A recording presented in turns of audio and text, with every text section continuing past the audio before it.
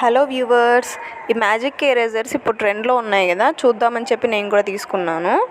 చూడండి, ఇక్కడ pen mark ఉంది, దానిపైన అక్కడ నెయిల్ పాలిష్ కూడా నేనే పూసాను. అక్కడ చూద్దాము ఎంతవరకు వర్క్ అవుతుందో అని. పక్కన డస్ట్ ఉంది, మీకు కనపడుతుందో లేదో, లైట్గా ఉంది. అలా చూడండి, లైట్గా ఉన్న డస్ట్ అయితే ఓకే పోతుందండి. పెన్ మార్క, నెయిల్ పాలిష్ మార్క ఏమైందంటే దాన్ని మనం కొంచెం స్క్రబ్ చేస్తాం కదా, అలా రబ్ చేసినప్పుడు గోడకున్న పెయింట్ కూడా పోతుందండి. చూడండి, మెయిన్ ఇది నోట్ చేసుకోండి. గోడకున్న పెయింట్ కూడా పోతుంది. సున్నం గోడలు అలాంటివి అయితే ఖచ్చితంగా పోతుందండి.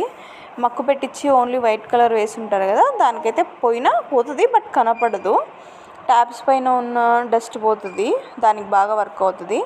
స్విచ్ బోర్డెస్ పైన ఉన్న డస్ట్ అంతా బాగా పోతుంది, దానికి కూడా బాగా వర్క్ అవుతుంది. చూడండి, మీకు నచ్చితే తీసుకోండి. గోడ పైన అయితే పెయింట్ కూడా పోతుందండి. చూడండి ఎట్లా పోయిందో పెయింట్ కూడా, నేను రబ్ చేసేసరికి. చూడండి, లింక్ నేను డిస్క్రిప్షన్